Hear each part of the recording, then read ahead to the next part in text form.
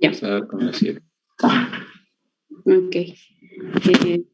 Buenos días con todos los presentes. Gracias por acompañarnos un día más en el curso de glaucoma organizado por el Servicio de Oftalmología del Hospital Nacional Arzobispo Loaiza.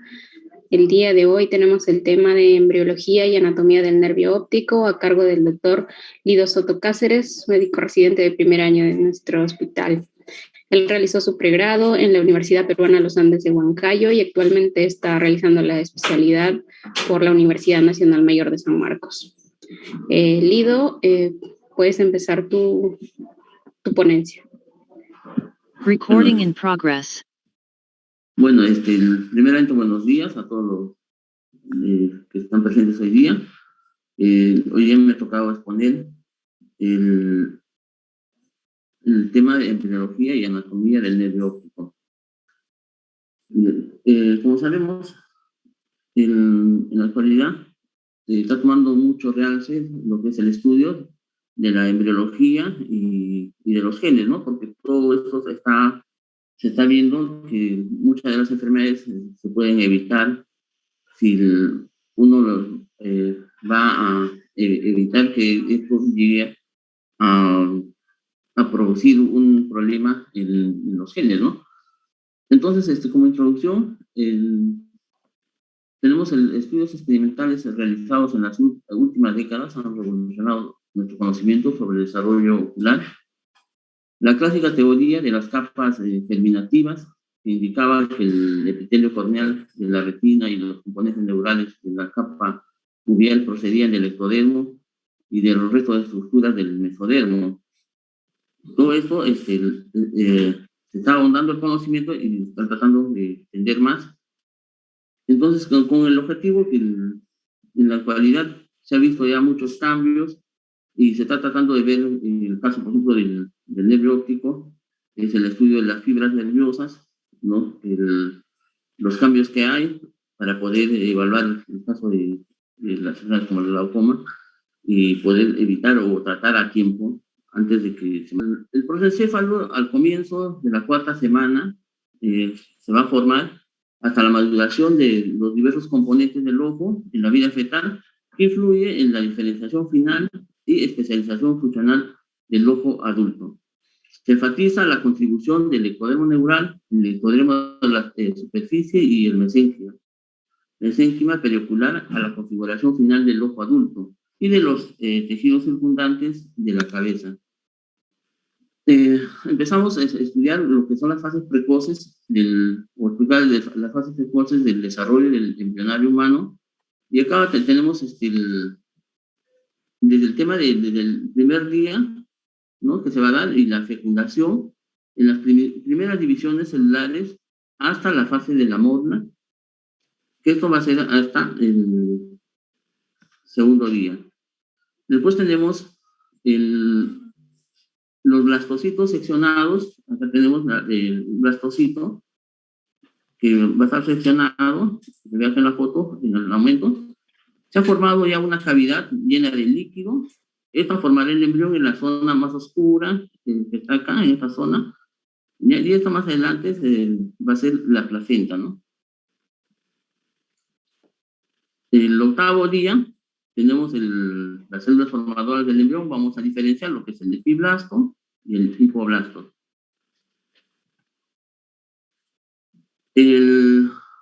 Aproximadamente en los 16 días vamos a ver en las células del mesoderma cómo logran penetrar al ectodermo y el endodermo en la placa oral bucofaringea, como señala acá la flecha.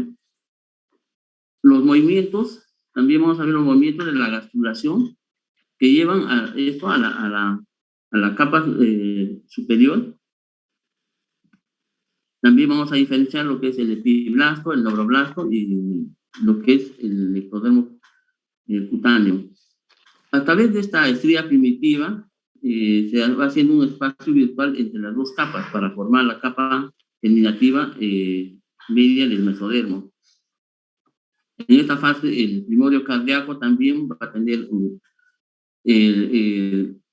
esta placa anterior oral, que es la notocorda. Como tenemos la notocorda, se forma a partir del extremo anterior cefálico de la estría primitiva. Entonces vamos a ver que las células mesodérmicas que logran penetrar entre el ectodermo y el endodermo en la placa oral, y esto va a producir la membrana bucofaríngea. Y pasamos al día 22 acá vamos a ver la diferenciación ya de la cresta neural. Vemos el tubo neural, se va a ver los pliegues de las fases del cierre del tubo neural y el plegamiento de las paredes laterales, que se ve acá en la flecha negra, ¿no? Y la placa neural anterior va a comenzar a recubrir el primordio cardíaco, que eso en el futuro va a ser la región oral, incluyendo la membrana bucofaríngea. Y acá vamos a ver la diferenciación de las capas, ¿no? El ectodermo, el mesodermo, el endodermo. Tenemos la formación ya de la placa neural y la notocorda. Y después estos se van a invaginar, se van a plegar, ¿no? Y este plegamiento del embrión, se está, o sea, en esto quiere decir que se está finalizando o iniciando la migración de las células de la cresta neural, el craneal, en el romboencéfalo. Y al contrario, en la parte lateral vamos a ver que las células del tronco, la mayor parte, las que forman la región cefálica, migran lateralmente por debajo del ectodermo superficial, pero superficialmente a los somitas, en esta parte superficialmente a los somitas, en la placa lateral y del mesodermo. Y en el día 22 de la cronología del desarrollo embrionario, ya vamos a ver ya el primordio óptico que aparece en los pliegues neurales. Estos van a medir más o menos de 1,5 a 3 milímetros. Y acá vamos a ver lo que es ya la invaginación, ¿no? Y la formación de los surcos ópticos y el ectodermo neural y la cresta neural, que esto más adelante va a diferenciarse y se va a formar también la retina. En el día 25 tenemos la vesícula óptica, se vagina y las células de la cresta neural migran para rodear la vesícula y de esta manera van diferenciándose y van a formar ya los melanocitos, los ganglios neurales y la glía, la pía y la aracnoides, las células de Schwann y algunas células que van a ayudar al sistema simpático, ¿no? El día 27 ya tenemos el día donde vamos a tener la vesícula óptica, que te va a ser el inicio ya de la formación de lo que es el nervio óptico, ¿no? Va a empezar a formarse la vesícula óptica, el cáliz óptico, y tenemos acá una cavidad, la cavidad del tallo óptico, y el tallo óptico formándose.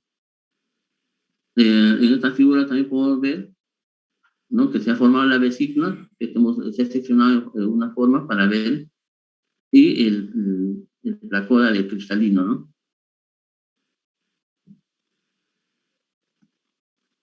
Y en el día 28, la vesícula óptica y el cáliz óptico, vemos que se han formado dos capas importantes, que es la capa pigmentada y la capa nerviosa de la retina. Tenemos acá el pliegue, el plegamiento del cristalino, la formación del cáliz óptico y el tallo óptico, y todo siempre a partir de la pared del protencéfalo.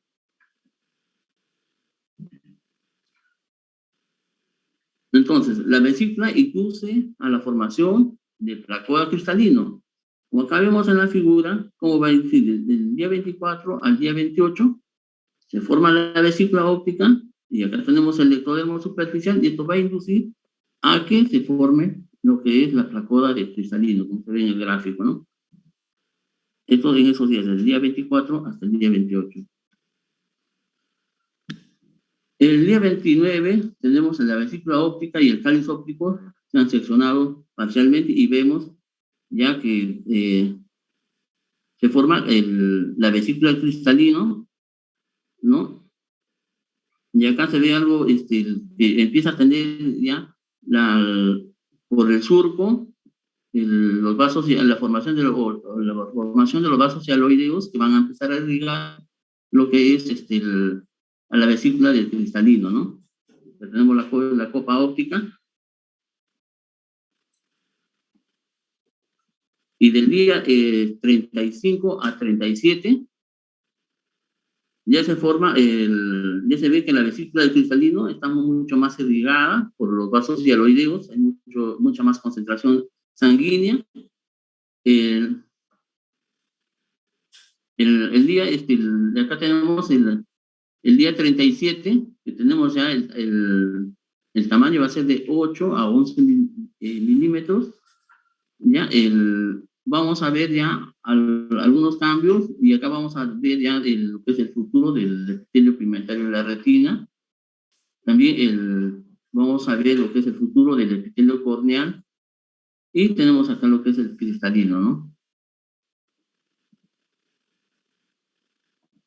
Del día 44 a los 2 meses, ¿no? Va a haber formado el vitrio primario vascular que va a alcanzar su máxima extensión. Ya tenemos el vitrio primario, ¿no? Va a tener o sea, su máxima extensión a los 2 meses. Y la arteria hialoidea ya se va a centralizar. Vamos a ver ya que se va a poner en el surco del nervio óptico y a los 44 días aproximadamente. Y acá tenemos que a las 8 semanas, que más o menos serían a los 2 meses, vamos a ver ya el saco de la conjuntiva, se va a ver la cámara anterior, se va a ver la córnea, se va a estar formando, ¿no?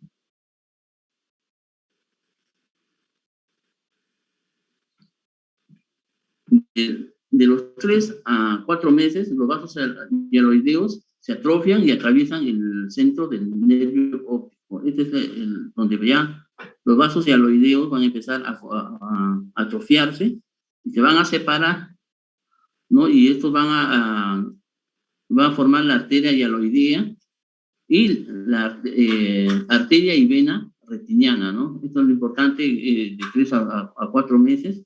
Y acá tenemos también la formación del vitrio terciario, ¿no? Entonces, hay elementos que nos van a ayudar o nos van a contribuir a la génesis de los ojos. Entonces, eso va a hacer que va a ayudar y va a poner a una serie de fenómenos de forma secuencial, ¿no? Que incluye interacciones inductivas al movimiento morfógeno de las células desde las regiones distantes del embrión. Principalmente tenemos tejidos que participan en estos procesos, son la epidermis cefálica, el neuroectodermo y el mesénquima. Y estos ya se han identificado y se han identificado en 3 elementos que contribuyen a la génesis de los ojos. Y estos 3 elementos son los factores de crecimiento, que más adelante voy a explicar, y acá es algo que está marcando mucho y se está estudiando bastante, son los genes de secuencia homeótica y las células de la cresta neural. Entonces tenemos acá los factores de crecimiento, que estos van a ser muy activos en las fases tempranas del desarrollo. Estos están compuestos de sustancias tróficas que participan en el control del desarrollo normal del embrión. Y estos van a ayudar a producir la migración, la proliferación y la diferenciación, ¿no? Actualmente se considera que el fenómeno embrionario no se transcribe hasta la fase de transición a blástula, que esto se produce varias horas después todavía de lo que es la fecundación. El factor de crecimiento de fibroblastos, que también esto va a ayudar o va a inducir a las células del neuroectodérmicas que tapizan la pared interna del cáliz óptico a convertirse en la retina neural Y eso va a participar en la diferenciación de las células epiteliales en el cristalino y las fibras del cristalino. El factor de crecimiento de insulina, que es un factor que se está estudiando bastante, va a ayudar a la diferenciación de las células epiteliales del cristalino inmediatamente anteriores al ecuador, así como a su actividad mitótica o de replicación, y si esta va a ser favorecida, ¿no? Entonces, tenemos varios factores. Uno de los factores de crecimiento y de los transformadores beta, esto va a diferenciarse en el mesodermo en forma de estructuras en la región cefálica. Va a dirigir la migración de los patrones de desarrollo de la cresta neural craneal y va a influir en la síntesis y la degradación de la matriz celular. Hay varios componentes morfógenos que facilitan las extensiones de los movimientos y los cambios en formas tisulares, integradas especialmente durante las fases más tempranas de la morfología de la vesícula óptica y del cristalino. Tenemos acá lo que es los genes de secuencia homeótica, que actualmente se está estudiando bastante, y estos genes de secuencia óptica van a contener un segmento distintivo, que va a ser diferente al ADN, ¿no? Así como está formado 180 pares de bases de longitud que muestran similitud con la secuencia de los nucleótidos, también estos van a codificar una secuencia casi idéntica o aproximadamente a 60 aminoácidos de dominio homeótico, que estos van a dominar a estos aminoácidos y los productos proteicos de los genes son los que van a ellos a inducir y van a ser como que se les considera, por esta influencia que tienen, se les considera los genes maestros, ¿no? Y reconocen las secuencias específicas del ADN en los genes, y estos van a ser los subordinados que van a unir a ellas activando o reprimiendo los genes selectores o interruptores, o sea, van a ser selectores o interruptores de estos genes de secuencia óptica. Entonces, estos factores, o sea, que regulan la producción de otros genes, en el caso de los ARN, vamos a tener la base patrón que es de expresión de los genes de secuencia homeótica, que está restringido tanto espacialmente como temporalmente. No solo la activación de los factores va a ayudar también o va a producir algún tipo de alteración en la formación del embrión. También se ha visto, por ejemplo, hay algunos tipos de vitamina, por ejemplo, la vitamina A, que el aumento de vitamina A o la disminución también puede producir algún tipo de teratogénesis, ¿no? Y estos son los genes más estudiados, o sea, de secuencia óptica, el PAC6, que está muy involucrado con el cristalino, el ectodermo cefálico ante la vesícula óptica, en la expresión proteica cristaliniana Z en las células epiteliales del cristalino, ¿no? Y el gen HOX 8.1, que esto está muy vinculado con el ectodermo superficial del epitelio corneal, y la vesícula óptica, donde la retina se diferencia antes que se produzca la invaginación. Y el HOX 7.1 se expresa después del cáliz óptico, señala la región del futuro del cuerpo ciliar.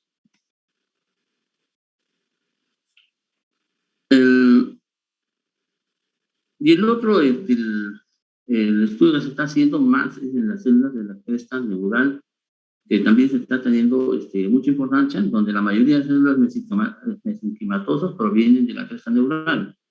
En la región del prosencéfalo se originan células de la cresta, sin embargo, las células de la cresta neural procedentes de la región diencefálica, metacefálicas y rombocefálica migran en dirección anterior a lo largo del dorso del embrión.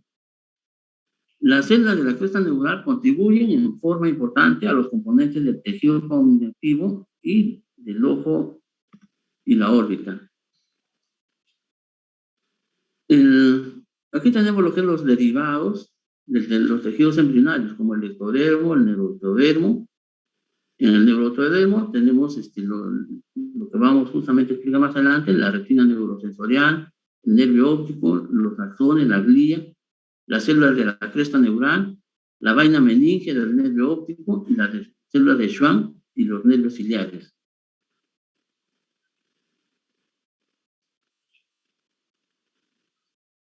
Empezamos con lo que es la embriología del nervio óptico exclusivamente, ¿no?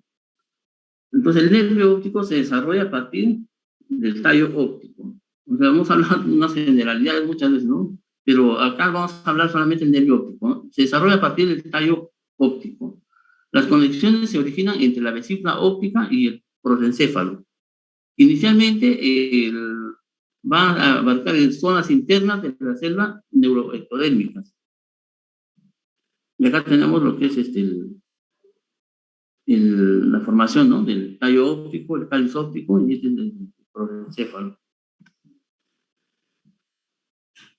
Pero para esto también vamos a tener en cuenta lo que es la retina sensorial fetal, que se desarrolla a partir del neuroectodérmico. Acá vemos la formación de la arteria hialoidea que entra en el vitrio a la quinta semana. Vamos a ver acá los axones de las células ganglionares, ¿ya? Y las células de la cresta neural que van a formar la vaina de la meninge del nervio óptico.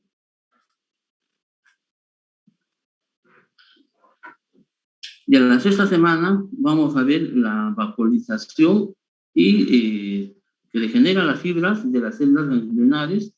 Estas migran a otras células internas y se diferencian en las células gliales. Por ejemplo, tenemos acá la sexta semana, tenemos el tallo óptico, la copa óptica, la fisura coroidea, tenemos la fisura coroidea y el tallo óptico y las fibras nerviosas. De la sexta a la séptima semana va a haber aumento de la formación de las fibras nerviosas, como se ve acá en amarillo.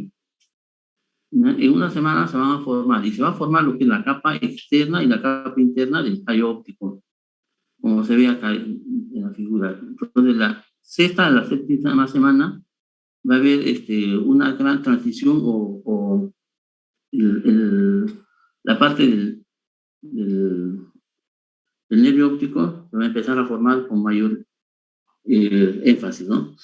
En la séptima semana, la papila óptica de la arteria hialoidea, desde los axones que están cubiertos con un manto de células gliales, va a producir la diferenciación de las células de cresta neural hacia la pía madre, las aracnoides y la dura madre del nervio óptico. Y en la octava semana, las células gliales, lugar de elementos gliales, van a dar lo que es la lámina gibosa. En el segundo mes va a haber la invaginación de la vesícula óptica cristaliniana. Acá vamos a tener los axones nerviosos ganglionares migran hacia el nervio óptico, se forma la lámina cribosa glial, aparece la membrana de Bruch.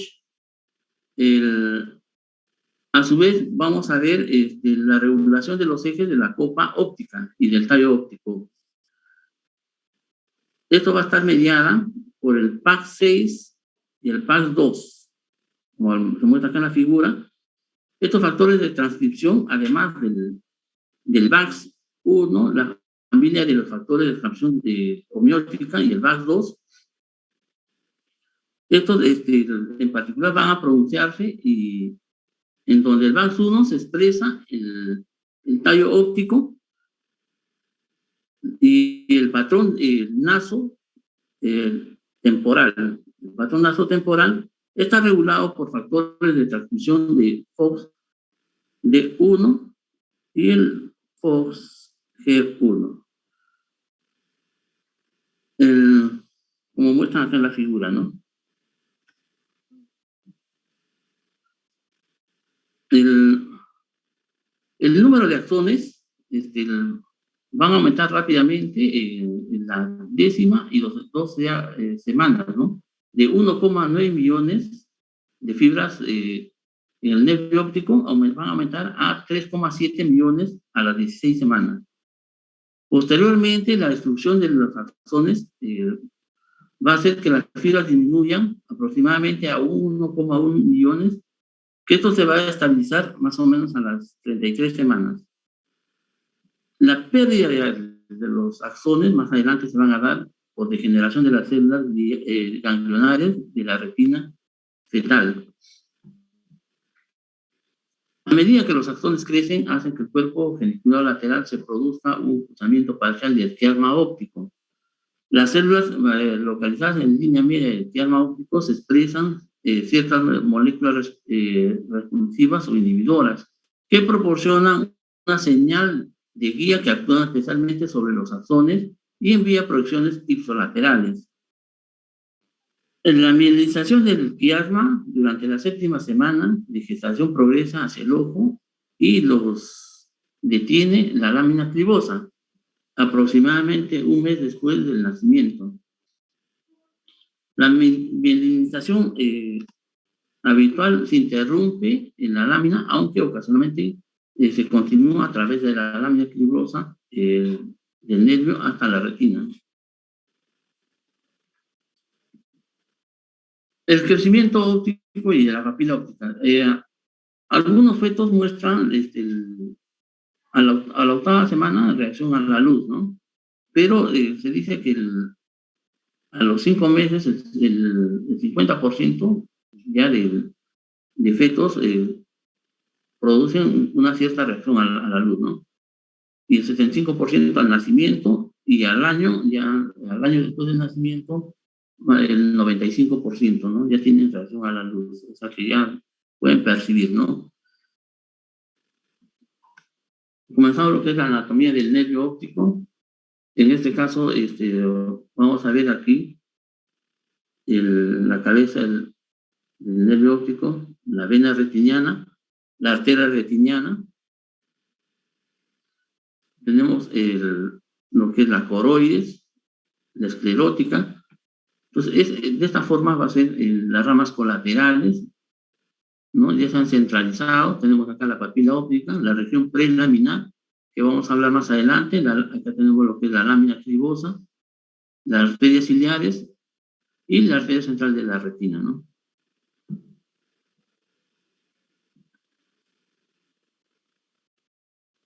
En esta figura vamos a mostrar lo que es la vascularización de la cabeza del nervio óptico.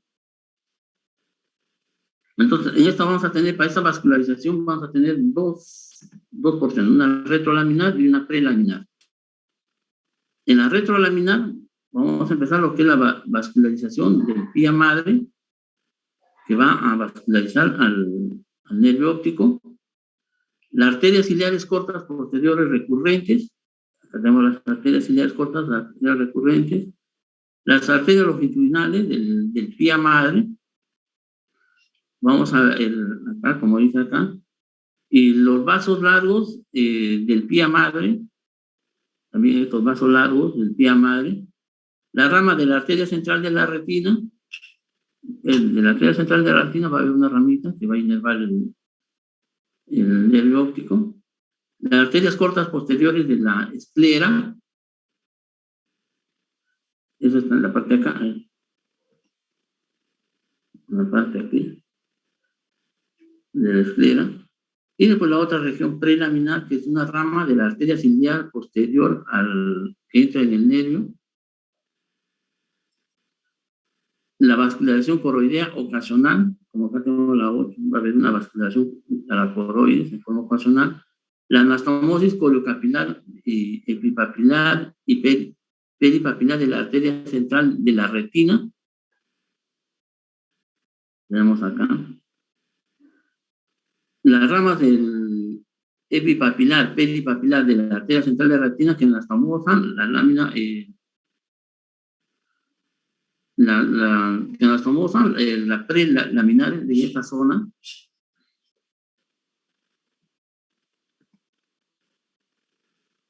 Y acá vamos a tener las fibras nerviosas, cómo van a ingresar al nervio óptico. Tenemos las células de Muller, la membrana limitante, la papila del nervio óptico. Acá tenemos la papila del nervio óptico. el astrocito que rodea el canal del nervio óptico, acá tenemos la T, y el estroma de las coroides en el lado nasal, que esto también es llamado tejido de borde.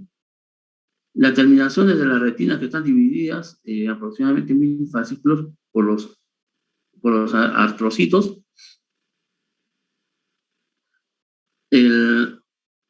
Cuando llegara la lámina cribosa a la placa criforme, van a formar unos fascículos nerviosos,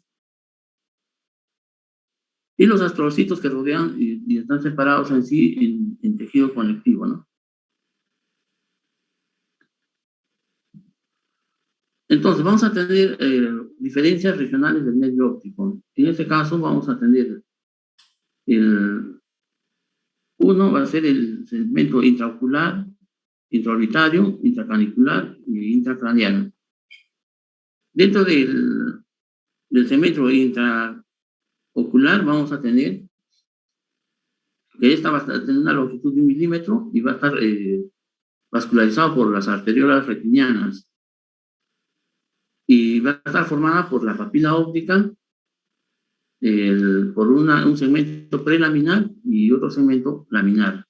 La papila óptica tiene un diámetro más o menos de 1.5 por 1.75, que esta va a estar irrigada por las arterias ciliares posteriores. La región intraorbitaria, que va a tener una longitud de 25 milímetros, de un diámetro de 3 a 4 milímetros, y estas van a ser irrigadas por las ramas intraneurales de la arteria central de la retina, ramas de la tía madre y la arteria central de la retina y la coroides, y la región intracanicular, que va a estar de 4 a 10 milímetros, va a estar por la arteria oftálmica, y la región intracraneal, que tiene una longitud de 10 milímetros, va a estar por las ramas de la arteria carótida interna y la oftálmica. Entonces, empezamos por la región intracanicular. La cabeza del nervio óptico es la principal localización de muchas enfermedades congénitas y adquiridas. En este caso, sobre todo el glaucoma, ¿no? La papila óptica, como ya les dije, mide 1,5 a 1, una forma horizontal, y 1.75 en una forma vertical, una depresión en la forma de copa, ¿no? Tenemos acá la forma de llegada de la retina al nervio óptico de los axones, ¿no?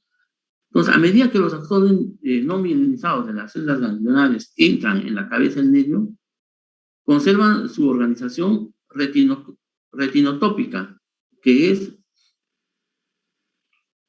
de la retina superior, ¿no? Ya arriba, y de la retina inferior abajo.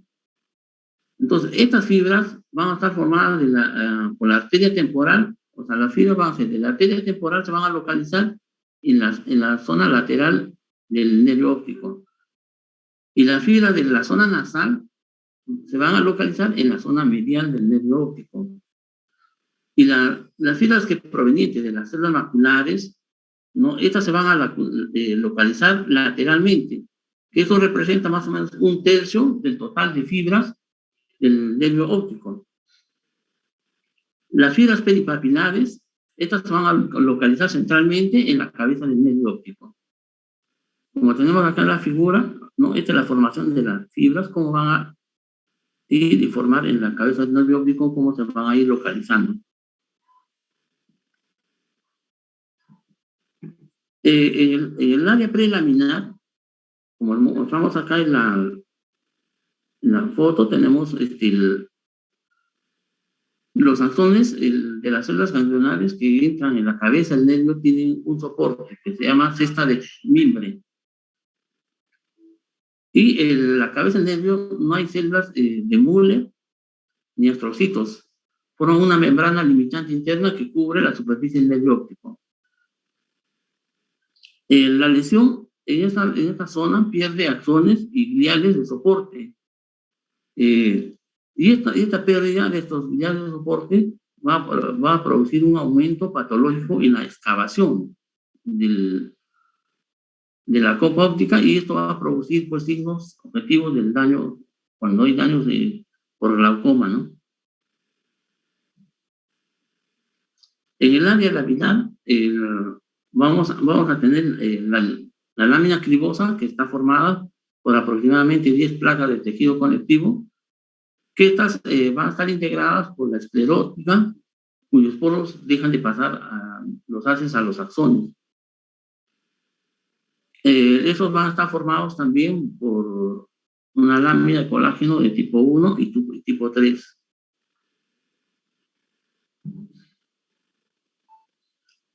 Vamos a tener la otra área, que es la retrolaminar, que va a estar detrás de la lámina fibrosa.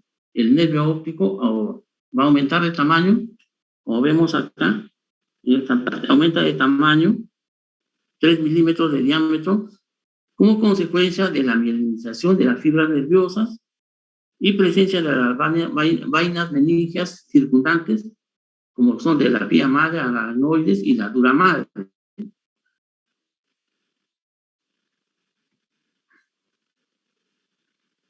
Y tenemos lo que es dentro de la región intraorbitaria, el anillo de zinc. El nervio óptico está dentro del anillo de zinc en forma de un cono muscular. Antes de pasar al canal óptico, el nervio está rodeado por este anillo, formando orígenes de los músculos rectos, ¿no? Ahí va a estar el recto superior, recto medial, que se originan parcialmente en la vaina del nervio óptico. Después tenemos en esta misma región intraorbitaria la vaina meningias. Estas conexiones pueden explicar parte de que los pacientes con neuritis óptica o vulvar refieren dolor al movimiento de los ojos, ¿no? Entonces, en este segmento, la piedra madre, la capa más interna, la vaina, en la capa más interna de la vaina del nervio óptico, está cubierta de tejido conectivo, vascular, y por células meningoteliales que emiten numerosos tabiques hacia el interior del nervio óptico, separando sus axones en fascículos. Después tenemos la región intracanicular. Dentro del canal óptico se vasculariza la vascularización sanguínea dentro del nervio óptico procedente de los vasos de pía madre, se origina en la arteria oftálmica. El nervio óptico y la aracnoide circulantes están anclados por el periósteo en el conducto óseo dentro de la región intracanicular, ¿no? Si hay un traumatismo cerrado, particularmente sobre la ceja, se puede transmitir la fuerza de tensión, o sea, hay un golpe, ¿no? Y esto va a producir la interrupción de la vascularización, es donde va a soportar, ¿no? Y esto se va a denominar una neuropatía, más allá de neuropatía óptica traumática, indirecta, ¿no? Por el golpe.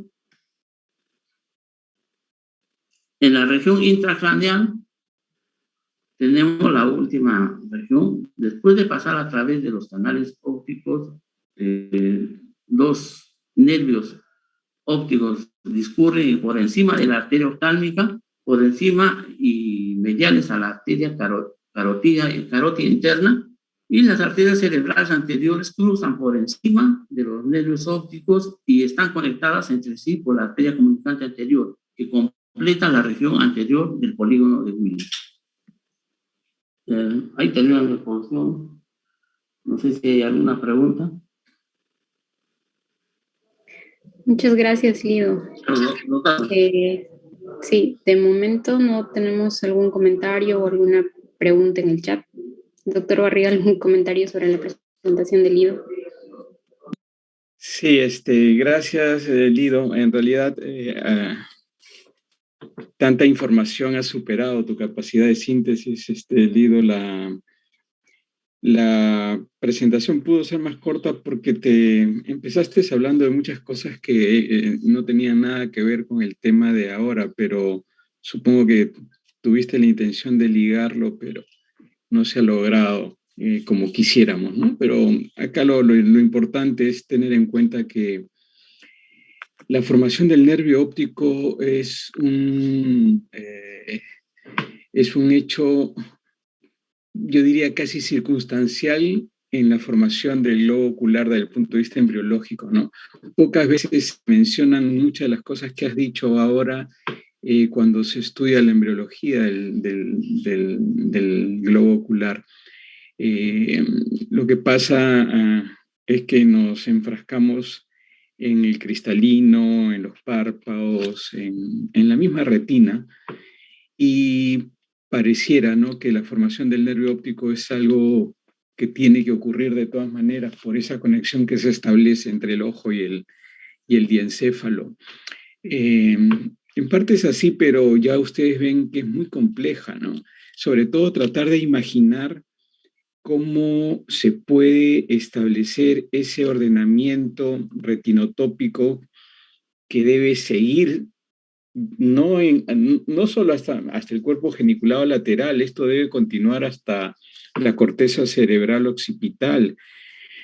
Lo que pasa es que ya hablar de todo eso sería muy complicado, ¿no? La embriología de la vía óptica yo nunca la he visto escrita en ningún lugar, y me imagino que la razón principal es porque debe ser muy, muy complejo. Solo imaginar cómo se ha podido mantener y organizar ese ordenamiento a lo largo de toda la vía óptica a través de genes señaladores, como lo mencionaba Lido en su presentación. Les digo, es muy difícil de imaginar, es complejo, pero ocurre, y esto es lo importante a tener en cuenta, ¿no? Toda la formación de la vía óptica que se inicia en realidad en el nervio óptico es un tema muy complejo, seguramente fascinante, que no va a estar en nuestra posibilidad poder comprenderlo completamente con la información que manejamos, ¿no?